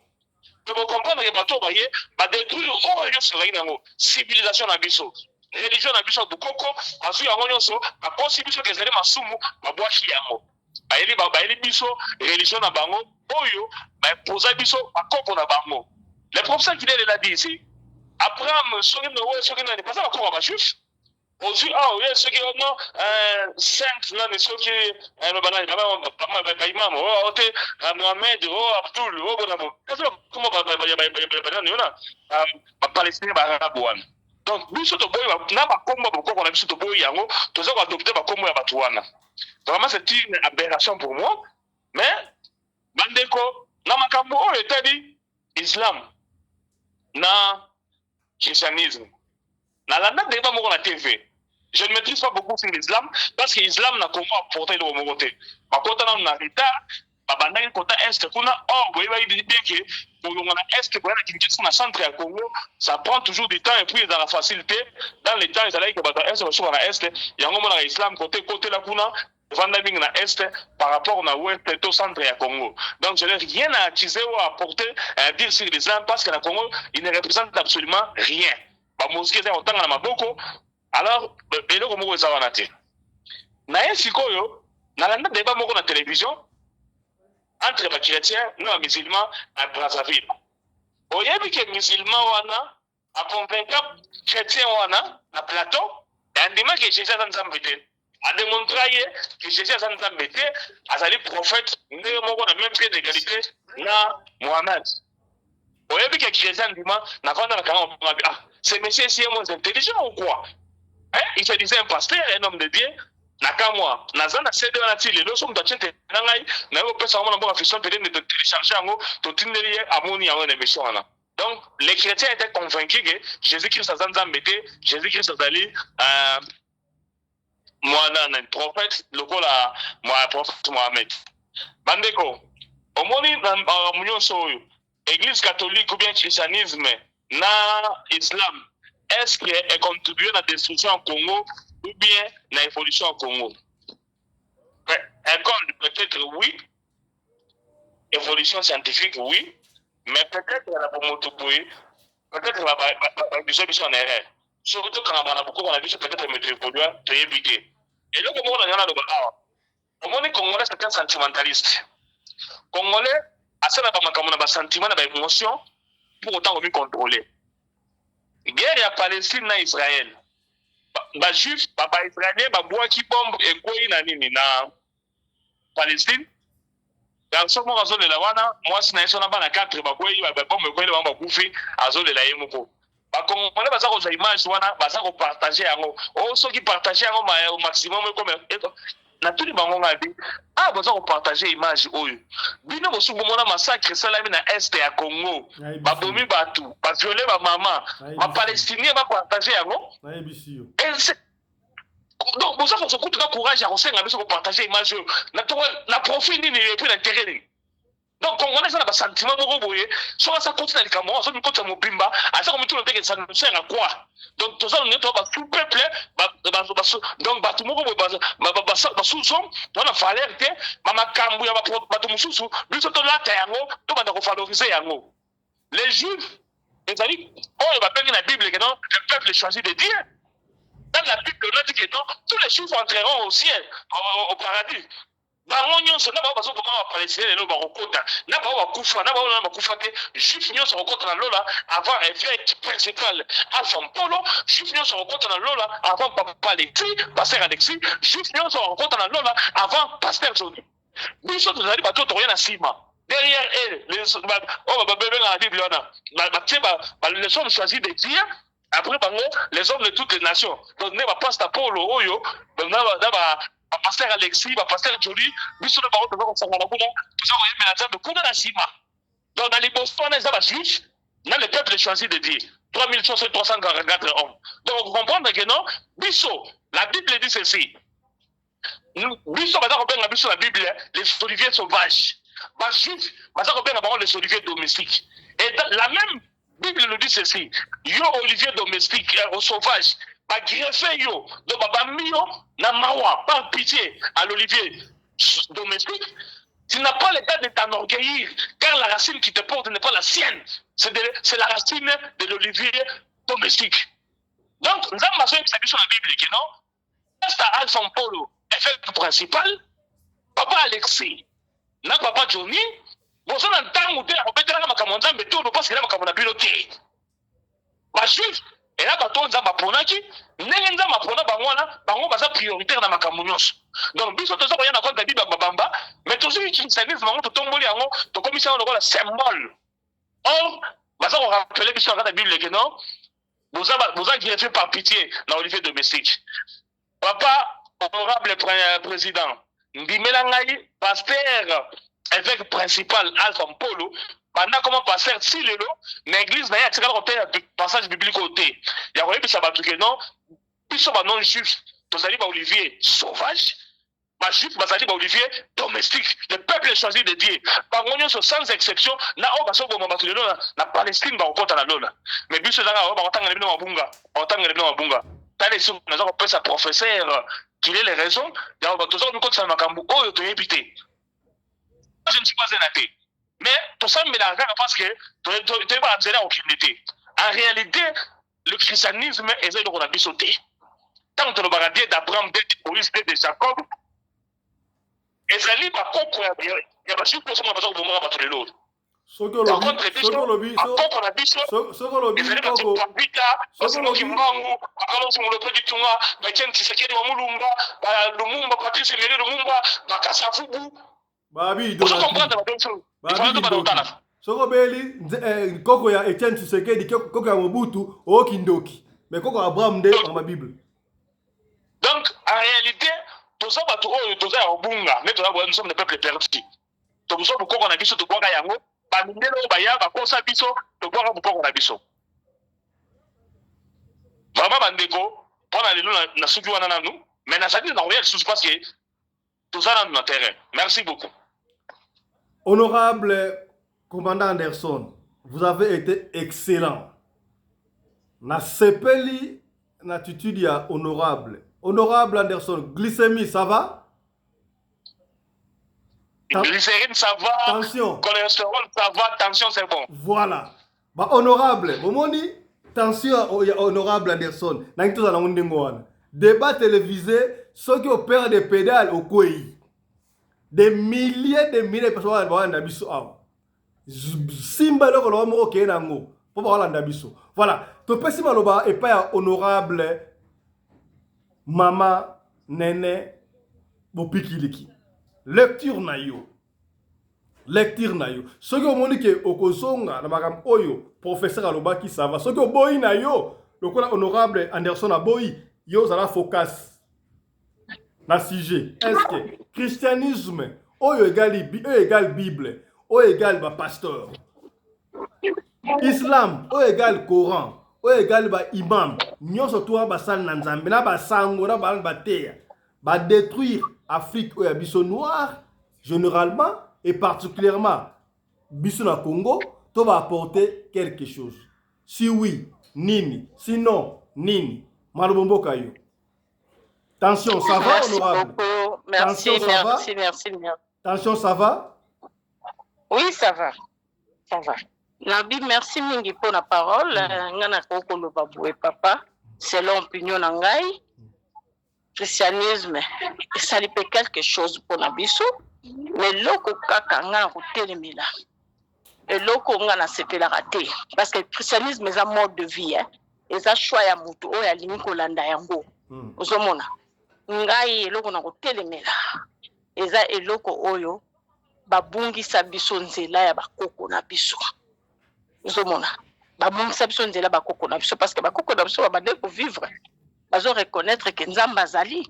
Ozomona na oyo biso toyebaki na connaissance o bango bayebaki na o bango bayebaki plutôt yango mtesalaki pe biso tozala. Ozomona alors bazaki na mayele te okolobaki o bakendaki ba classe milayi non mais bande ko vivre selon ndenge sagesse nzamba apesaki bango ya kelaki biso nde eloko nga na lobaki christianisme e ko tia moi ke na kati ba mémoire na biso kuna nini lelo yo eloko nyonso tokoma komona ngo ekomaki ndoki tokoma komona ngo ekomaki ndoki eloko boye kosala boye ata matiti ya pamba oyo biso topesaka bato po pesa mutu mutazotala na songa lobi non il faut que na ne pas docteur ba docteur bazuma yele wana wapi pas bakoko na biso parce que bazaki liboso na ba hôpital te bandoko kende babuki matiti ba sali boye bazongi boye mais bayebaki ke nzambe mutakelaki yango omoni nde loko ngala telemeli wana ke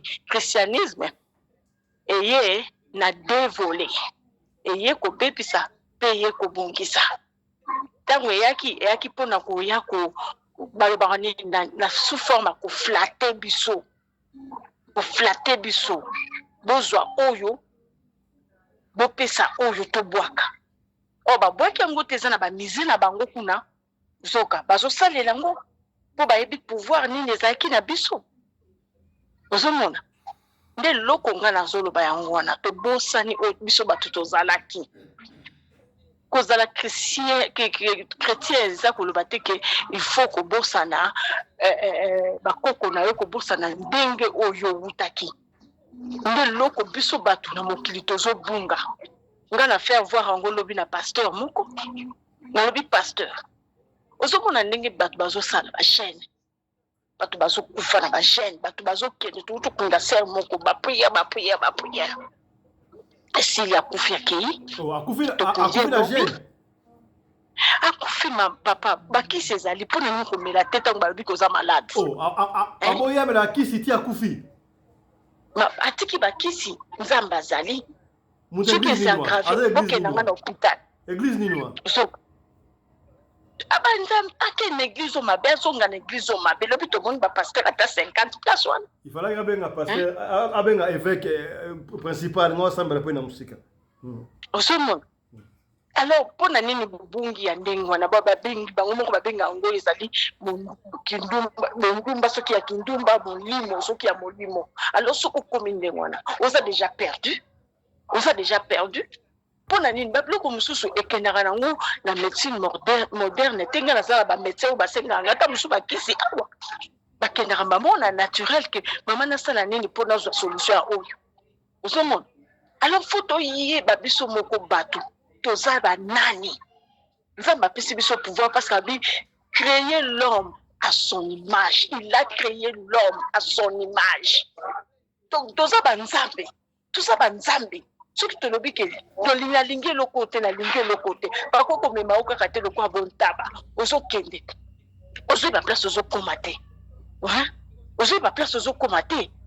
Les lots batumi ba perdre ba vie na bango pour na ba jeûne prière. Hein? La sœur on a le but, j'ai failli mourir. Quand on a cueilli mon docteur a le but, tu es malade. Et puis tu restes avec combien de jours pour vivre juste. Et le connaissait ma chaîne de prière. On a la femme de la race de ma chaîne de prière. Ténébi Kenzam Bazali. Nzambe soke le kinga na lobi Seigneur. Naebi ko zali. Osanga mayele. Nzamba yo kaka. Nzamba yo kaka. Azali pas zo coexister. Vous savez. Alors to yeba to zonga na to ça la recours na ba ancêtre na biso. Hein? To ça la recours. Tout le but est que toi qui nous semble la bakoko na biso, mais bakoko biso peut tomber na bakoko wana. Ce sont des anges. Donc nous sommes anges. Honorable maman Nene Simba. Ndenge Osimbi honorable. Ah Simba. Ndenge tobele la Dieu d'Israël, Dieu de Jacob, Dieu d'Abraham. Voilà basa bakoko ba palestinien, n'est-ce pas?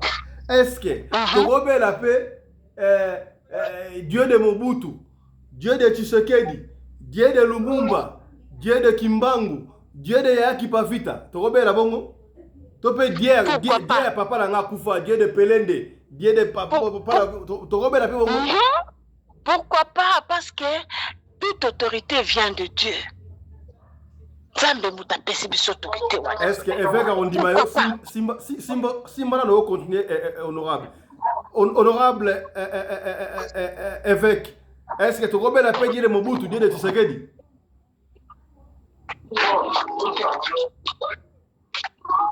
évêque Azali Azate ngana moni na kusuka po naza kota makelele tokozonga sima po na futa iloko moko nazo sala. Ok. Pas de sono. Avant de passer honorable maman Fifi, la tenue honorable papa Johnny Mabiala. Est-ce que tu remets la paix Dieu de Mobutu, Dieu de Tshisekedi, Dieu de Kimbangu, Dieu de Kipavita, Dieu de Lumumba, de Katafubu? Bon, on dit Nzambe azaka moko. Nzambe azaka moko. Batuana tobele la kabadie ya Moïse, Nzambe na Moïse, Nzambe na Isaac, na Abraham. Batuana bazali batu. Ok, pas tout ça.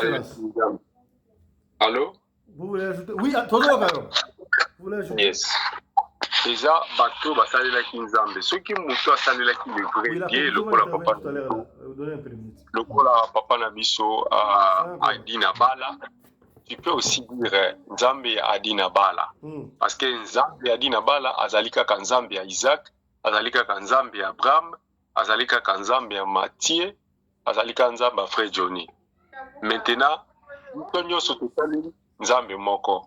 Mais batu oyo tangeli biswana, teyebi te que ceux qui basambela ki banzambe nini. C'est vraiment difficile ya koloba na Nzambe ya Mobutu.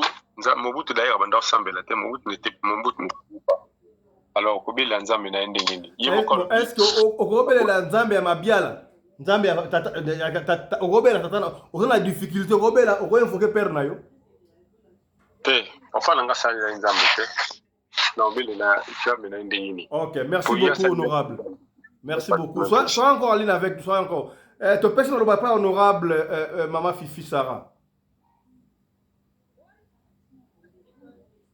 Bonsoir, Père Festin. Bonsoir, honorable. Nayoki kaka ndenge bato bazokotata bana sexy na ngai. Sexy nga makasi na professeur aza na raison na ye. Ah raison. Il faut obondelaka moto omoni mpe oyebi. Nzambe nga namona ye te nayebi yebi te. Parce que tokutana te. Donc naza ne confiance te. Yesu kutu bosana po exista te. Nga asambelaka. Nasambela bakoko na ngai. Koko na soka na ba problème na bengi koko na bota tata na ngai asalaka na bengi olo na benga Moïse na bengi koko na biso wana na benga ba koko na ngai yo baboti mama na ngai loka pe mama kufi na kubenga ye na kubenga pe koko na ngai mwasi azaka nganga na ubenga ye makasi po na ubela na bomwana hemorrhoïde Yesu asaisanga te koko na mutasaisanga na bubebe na ubengi bo à part ye na kubenga kimbangu puisque na mona ye to solo la oui na kubenga puisque ba mera ko ya sali pe na mboka na ndimango puisque to yoka ngona ba témoignage to mona pe bato na ba famille bato ya bitsa honorable Simba mke pardon bandanga na nyata mboko honorable Simba nazane sous confiance to po mitena basambelati honorable Simba Simba na pardon on a parlé on veut le revoir très capital on a ina rappeler na bato na loba qu'on a émission studio déjà omoni na invité to yango na tuna ki ate azali nani ata mutu andimaka christianisme te to mutu oyo asala nini parce que na tuna ki awa baye mutu asambelaka nzambe te aza ate nzambe yango azalaka api na yebi te na tunaki awa bato asalelaka bakoko baza baate mais honorable mabia na mpe nga réponse balongwa te naina loba boye makambo oyo jésus asala bandeko vous n'avez pas me contredire tomona yango te toyoka koyoka bakoma na bible tondimaka yango par la foi bakoma photo mpe ezalaka te video mpe ezalaka te o Yesu alamusaki Lazare tomona yango te bakomela biso o atamaka ikola mai tomona yango te bakomela biso kasi mvuluzi kimbangu alamusa batu parmi mutu alamusa komona ye Dina awa na bakongo awa famille na ye ezali bana na ye bazali tango na betaki lisolo kutu wana mwana ye moko abenganga aza na Belgique mwana ya Dina maman na bango akufa Dina 4 jours po solo ebima baoke de kunda ye kimbango yesi ba disciple na ye ba ko solo bemete alungwa awa ebe moza ya kunepola bayana Dina kimbango loba Dina lamuka azonga abala abota tomona ba photo ezali video ezali ya yesu tomona te toyoka toni ba par la foi Simon Kimbangu bataye na tono basura babuaka na fleuve awa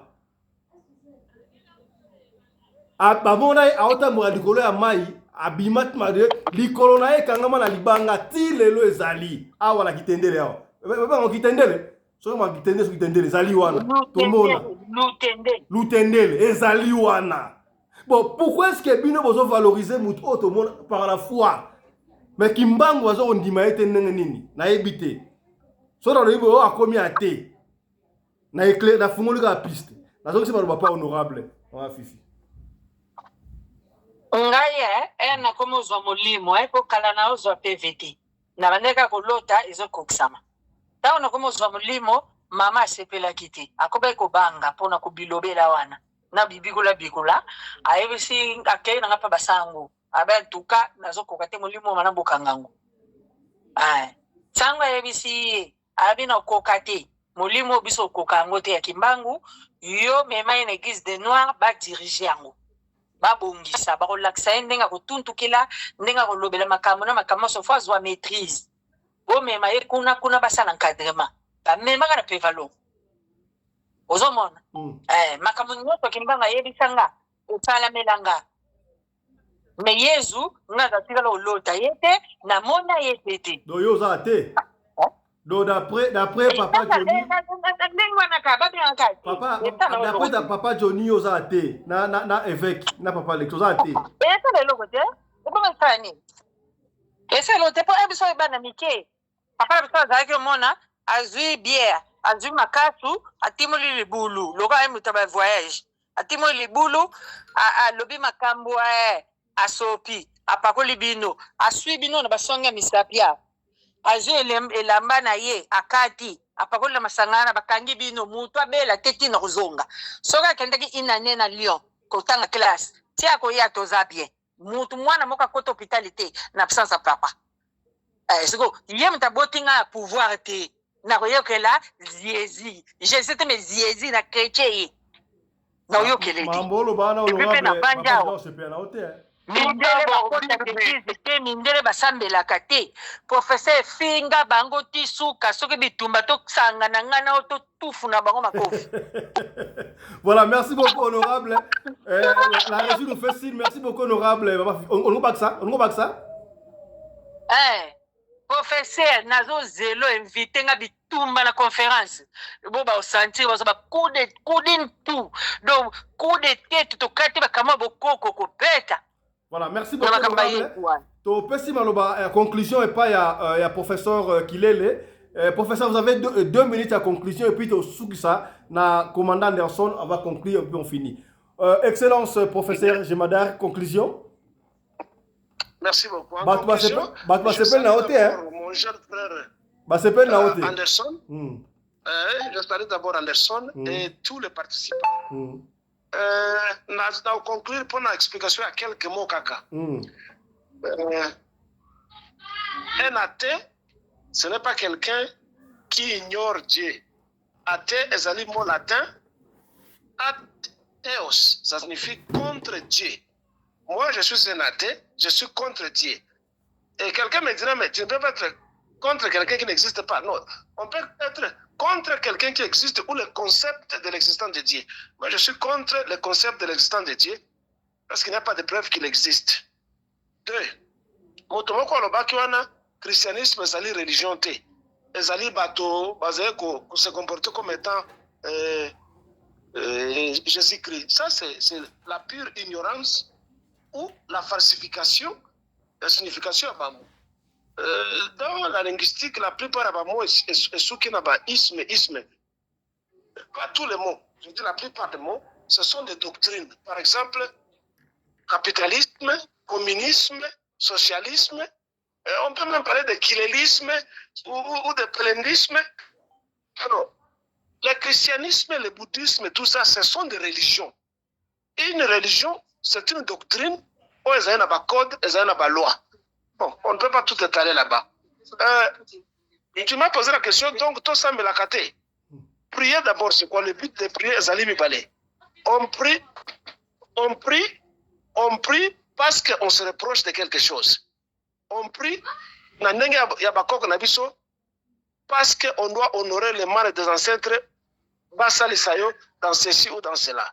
Alors, la plupart des bateaux ont prié parce qu'ils se reprochent de quelque chose. Or, dans la vie moderne, Mokili est baby pour la mindele. Quand je parle de mindele, je parle de Bakuyakuya, Barab, Naba occidentaux. Ce sont eux qui sont les créateurs de guerre. Ce sont eux qui sont les créateurs de toutes les maladies au laboratoire. Ce sont eux qui sont les inventeurs de toutes les armes. Ce sont eux qui sont les inventeurs du capitalisme pour appauvrir les gens, etc., etc. Ce sont ces gens-là qui doivent prier parce que Motomouino Azali Mosanto, Motomouino Asala Eloko Yamabete. Nous n'avons rien fait du mal. Nous sommes des innocents et nous sommes des saints. Donc, on n'a pas besoin de prier Dieu. On n'a pas, s'il existe, parce qu'il n'existe pas, on n'a pas besoin d'aller dans les églises. Ok? Donc, les gens, je conseille que les gens parlent aux églises. Excellence. Je termine. Non, je termine. Une seconde. Avant de terminer, est-ce que Dieu d'Israël, Dieu d'Abraham, Dieu de Jacob, Dieu de Kilele, Dieu de Pelende, Dieu de Mobutu, Dieu de Kassafoubou, Dieu de Tshisekedi? Mon jeune frère, la Bible est claire et cette religion est claire. Il faut que sambela papa Pelende. Ngai na sambela ka bakoko na ngai na benga ka koko na ngai Kilele, ngai na zali Kilele à 5e génération. Na benga ka bango na salon na ngai to na kati ya jardin na ngai. Il faut quitter les églises parce que l'église, la religion, elle est claire. Elle est banzambe il y a juif. C'est clair. Les gens sont seulement des étourdis. Hein? C'est clair, on dit Dieu d'Israël, Dieu de Jacob, Dieu de David, Dieu d'Abraham. Ce n'est pas votre Dieu. Ce n'est pas votre Dieu, vous passez du temps pour rien.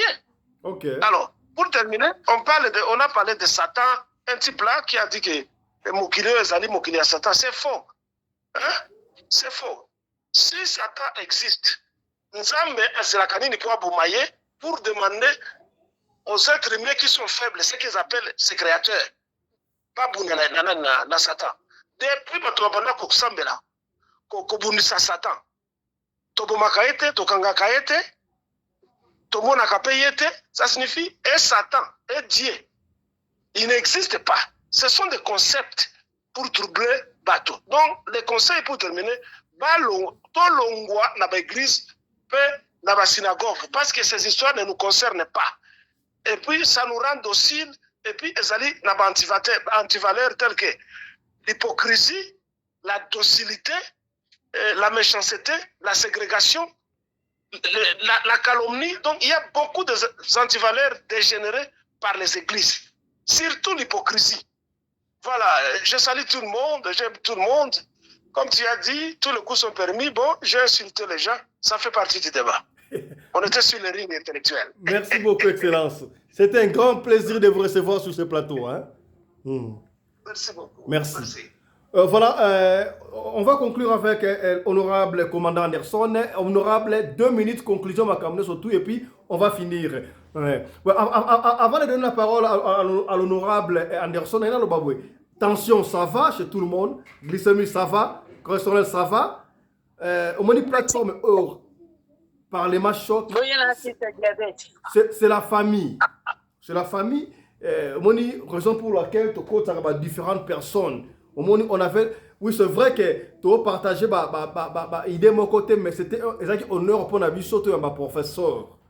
Et qui façon pour la vie, pour créer relation.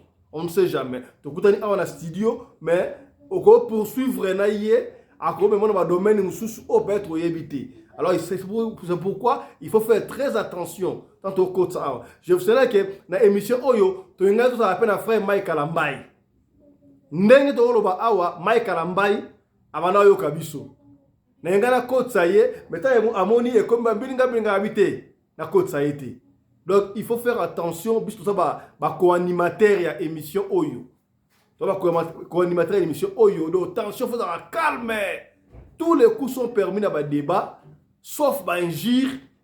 Nous avons injuré, mais ça, on a maîtrise. Pour ça, animateur à l'émission. Tout ça, donc, co-animateur à l'émission ensemble. Merci beaucoup. La paix sur le Souka et pas ya commandant Anderson de Djobo. Mesdames, messieurs, vous allez nous excuser. Maman, on va dire que là, tout ça, mention à yo, mais on a largement dépassé le temps. Demain, samedi, jour où on va modi et betamaka. Jour où zalaka. Donc, merci beaucoup, honorable Marumbo Kayo. La conclusion. Voilà, merci beaucoup, honorable président. Nabana Koyamambote, il y a pire vient à Bisso à 4 professeurs qu'il est. Moi, j'ai confiance de. Merci, excellence. Voilà, na reçu qui s'aboué. Bandeko, omoni, moko boué. Tokena kelasi, na classe matangisa biso analyse critique. Analyse auto tanga na kelasi wana, il faut to même na ba domaine nyonso. Na domaine la religion oyo, neti ngai na comprendre na ngai déjà que tout ça erreur makasi ndenge to tika bakoko na biso. Siko na yeba te nini to ko sala, poto ko taper en contact na bango de tikotak. Na yeba mira tout sur l'Afrique du Sud, bakoko batika di musika mabela bakoko tika di musika na zoe baté, qu'est-ce qu'il faut faire? Mais en réalité, to kota na makambo ya christianisme oyo, to kota yango ka fona ko kota. Soko landi bien. Adam na Eva bazali ba mindele ndenge babota mama baza kolanda na bato ya loposo ya pembe na tuna toujours bato ke moto mowindo na Bible auta wapi ote Énigme l'Éthiopien bon Énigme l'Éthiopien aya ko apparaître na Bible musika déjà mokilise banda banakala origine ya moto mundu na Bible ezalaka wapi en réalité ezalaka te donc ba beta ba solo avant ba mindele biso de to kota na likambo moko to ebi ni moto ni makolo ndenge professeur auto loba nous sommes des innocents biso bato moi de travail innocent na makambo nzambe oyo to kota na makambo moko boye donc to koyela wala parasite na fingi ba faire ba to koyela biso ka to koyela makambo moko oyo eza biso te. Maman Nene Kanga radio please micro honorable Maman Nene Kanga micro merci. Voilà, je disais que il y a religion, il y a christianisme, soit islam, ils ont pas makambo moko, to kota na biso na kati na pona kokota kaka, parce que peut-être tu as la position de faiblesse, mais en réalité, ils ont beaucoup pour la biso te, to yebi pe yango te. Sujet soki silité, soki on sera pas bandé yango, on continue na yango, mais le bien samedi, peut-être la semaine prochaine parce que le bien samedi, ils allaient makambo ya mikolo. Donc, mettre dans ce bambodi contre bambodi là la zana après papa Johnny passe Alexis évêque principal vraiment beaucoup de attention dans la tempo dans assez pour filer le makambo à défendre yango exactement aya le makambo bonité à défendre yango avec des arguments solides. Donc s'il vous plaît tension est à la toujours normale, c'est bien comme ça. Ngai na activiste politique na ba groupe nyonso politique peut non ezanga bato IDPS nazalaka te ote ezanga bato Tshisekedi nazalaka te nga nalingaka place oyo confrontation ezali neti boye awa bino bozondimela nzambe professeur aye azondimela nzambe te il faut accepter les débats comme ça ekosunga biso soki mutala na raison topesi raison soki mutala na raison topesi bino raison mais na baargument omoni ya avancé baargument makasi papa Johnny aye neka asurvole likolo pasteur Alpha ayaki quand même alobi papa Alexis donc mutulanga donc terrassé abetani bamboli leki makasi milingi bibete na kati ya place azalaki vraiment bolimbisi. Merci na maman Fifi, merci na maman Nene, maman Fifi à motema, merci beaucoup, papa Johnny merci, professeur il est de notre vieux, le sang comme mon vieux. Honorable président Fiston Pelé Tata ya Sadek, le patron de la presse congolaise en Afrique du Sud, le sac. Merci na maman Rina Pelende, maman Oya Kabaka Koleka, maman Denise Yaki Rope Koleka, maman Olive Lembe. L'écoute de la mission dans le studio, Bino va trouver la réalisation pour le prendre la Bino. Merci na Païbalandi Bisso, à la prochaine. Commandant Anderson Congo de Djobou. Merci beaucoup, commandant. C'est par ici que nous bouclons cette émission, mesdames et messieurs. Je crois, Bomoni, il y a qui tension à consacrer une émission, c'est ça. Choc d'idées, j'ai la lumière, je crois, qui chrétien, je parle je parle mais ce qui m'a dit, il divergence c'est ça même, le goût, il y a démocratie, le goût, il y a débat intellectuel. Alors, ce qui te déborde, qui te OCP quitté, mais prochainement, on va en tenir compte. Allez, portez-vous bien, santé de fer à tous. N'oubliez pas, demain, c'est la cajou à Mikolo, donc, lobby émission, ça va partir à 18 ans. Pour te à 16 ans, Matati Likolo. Ne ratez pas, même chaîne, même heure. Portez-vous bien. Chap chap! Et tchara! Ciao!